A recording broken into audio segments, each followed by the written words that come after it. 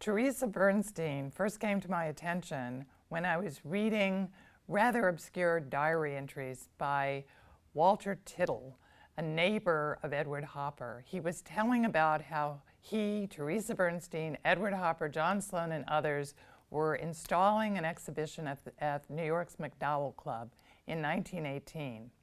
And that seemed very interesting to me because a woman artist merited this notice. Not long after that, this is in the early 80s, I got a notice that she was having a show at the New York Historical Society together with the art of her late husband, William Meyerowitz. But I was amazed that Theresa Bernstein was still living, since Edward Hopper and Tittle and Sloan had been dead for so long.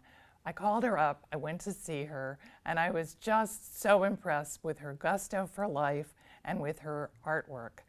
And I was able to actually include her in an essay I wrote back in the 1980s for the inaugural show at the National Museum of Women in the Arts. I thought there should be a book about her, and I'm very pleased that there finally is going to be one, Theresa Bernstein, A Century in Art, which is the product of a seminar that I taught at the Graduate Center, and 4 of my students have their first published essays in this volume, which the University of Nebraska Press is bringing out, very beautifully illustrated. We have a marvelous chronology to situate her in context. And they've done a great job.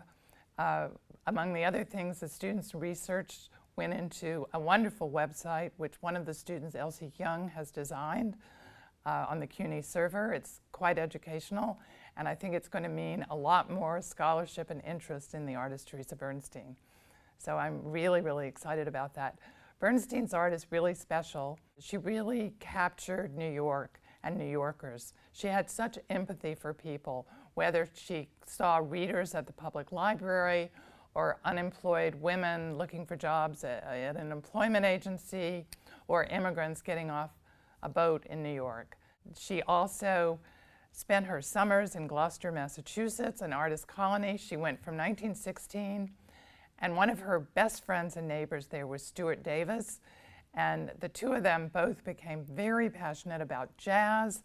They would go to jazz performances together, and Theresa depicted Louis Armstrong, Billie Holiday, Cab Calloway, Charlie Parker, among others.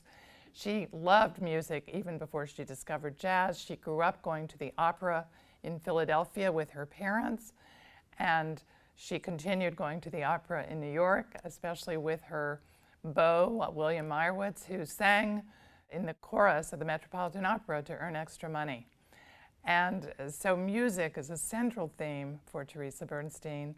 Her art, you could say, really has rhythm. It's lively, and her work, whether it's in Gloucester or New York City, deserves our attention, and I think we're going to hear lots more about Theresa Bernstein.